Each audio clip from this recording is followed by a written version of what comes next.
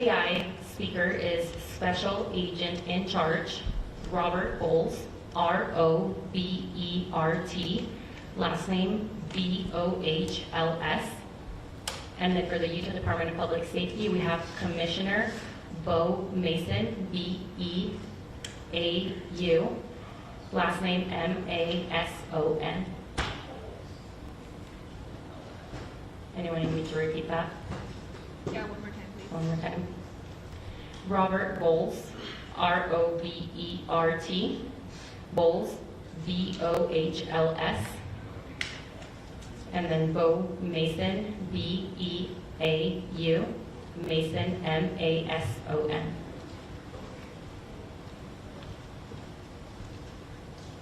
Everybody got that? Perfect. Hi everyone, my name is Hillary Kellner. I'm the Communications Director for the Utah Department of Public Safety. Today we will have two speakers, one representing the state of Utah and one representing our federal agencies. They will be providing some updates as well as a recap of what happened here at Utah Valley University yesterday. We will be able to take a couple of questions after they are done speaking, but it will be short in order to stay in tune with the President speaking at 9:45. So I'll go ahead and introduce Commissioner Bo Mason.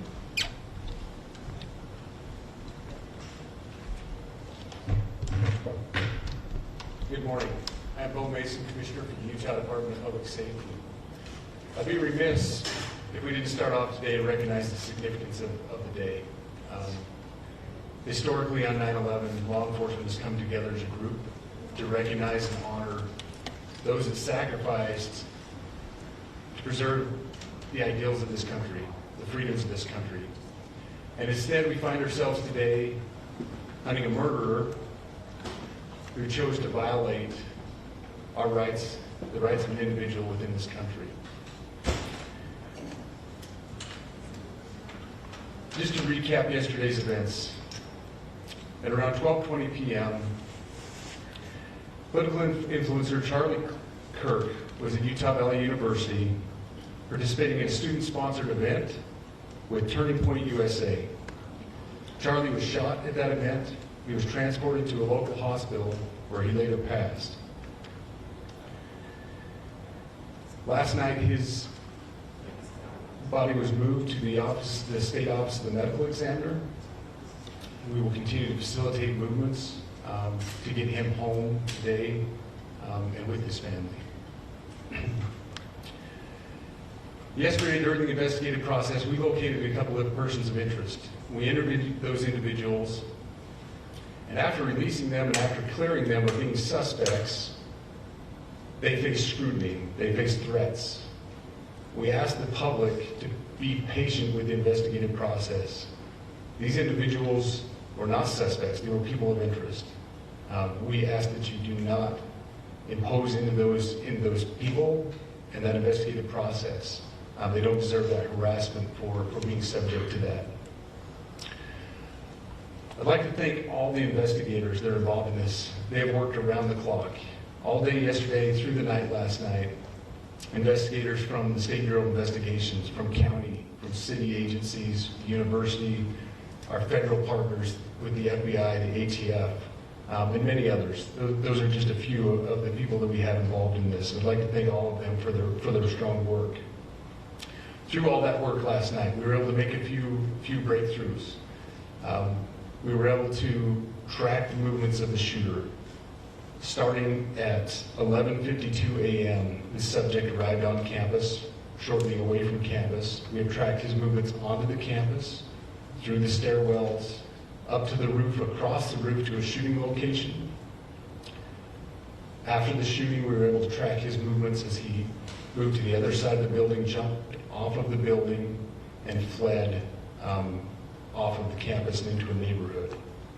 Our investigators have worked through those neighborhoods, contacting anybody they can with doorbell cameras, witnesses, and have thoroughly worked through those communities, trying to identify any leads. We do have good video footage of this individual. We are not going to release that at this time. We're working through some technologies and some ways to identify this individual. If we are unsuccessful, we will reach out to you as the media and we will push that publicly to help us identify them. But we're confident in our abilities right now, and we would like to move forward in a manner that keeps everyone safe and moves this process appropriately. Last night I communicated with Erica. That family's devastated. As a Commissioner of Public Safety, as a father, as a husband, I can only imagine what that family's going through. The heinous event that happened yesterday is not Utah. This is not what we're known for. Over the past several weeks, we've seen the state come together to help families in mourning, come together as a community to show what Utah is known for a state of character, of service, of camaraderie, of a neighboring feel. We will not stand for what happened yesterday. We are exhausting every lead. We have every officer invested in this, every investigator, every local agency. The outpouring of support from the law enforcement community has been astounding. We are investing everything we have into this, and we will catch this individual. Having walked through the crime scene, through the hallways of this school, through the classrooms, I can't imagine what the people on scene felt as well. A horrific event where some of them barricaded in classrooms, some of them ran in fear. Can't overstate the tragedy and the horrific event that yesterday was, and how we will work to bring to justice the actions of one individual or any other individuals that assisted in that. Our state has gone through a lot, and we will come out successful. With that, I'll turn the time over to Special Agent Bowles. Good morning. My name is Robert Bowles, and I am the Special Agent in charge of the Salt Lake Field Office. Following yesterday's tragic shooting of Charlie Kirk, FBI agents have been working around the clock in coordination with our law enforcement partners. We are and will continue to work nonstop until we find the person that has committed this heinous crime and find out why they did it. This morning I can tell you that we have recovered what we believe is the weapon that was used in yesterday's shooting. It is a high-powered bolt-action rifle. That rifle was recovered in a wooded area where the shooter had fled. So the FBI laboratory will be analyzing this weapon. Investigators have also collected footwear impression, a palm print, and forearm imprints for analysis. Now, I understand there are a lot of questions about motive. I assure you that all leads, tips are being fully investigated. As of this morning, we have received more than 130 tips. We thank the community for that. The FBI has brought every resource to bear, and we will continue to do so throughout the course of this investigation. The FBI's mission is to protect the American people. It's to uphold the Constitution of the United States. Any attack on the First Amendment is an attack on the very foundation of our democracy. That is why we will relentlessly pursue this case and the shooter until we find him. We also continue to grieve with the family and the community. It's our community. If you have any video or images from the shooting, we ask you to please submit them to our digital media tip website at www.fbi.gov/Utah Valley Shooting. You can also call the FBI at 1-800-CALL-FBI. We truly rely on the public's help in these types of cases, and no tip is too small or insignificant. Thank you. Commissioner James Matthews from Sky News. Can I ask about the shooter? There's clearly information about him or her. You say you're confident at this stage in terms of tracking down who they are. Can you talk to us about their movements, their demeanour? Do you think it's a man? And also, can I ask, what were the security arrangements in place? Was that roof being monitored? It's a question many people will have, Absolutely. particularly after the public. So what I'll release about the suspect is, suspect blended in well with a college institution. We're not releasing many details right now, and we will soon. But right now we're not. But that individual appears to be of college age. We are confident in our abilities to track that individual. If we're unsuccessful in identifying them immediately, we will reach out to the public's help and the media's help in pushing those photos. That was a new development overnight, working through the night, studying those cameras. So that's something that's new and that we're working through right now. As far as the security, I cannot speak to that.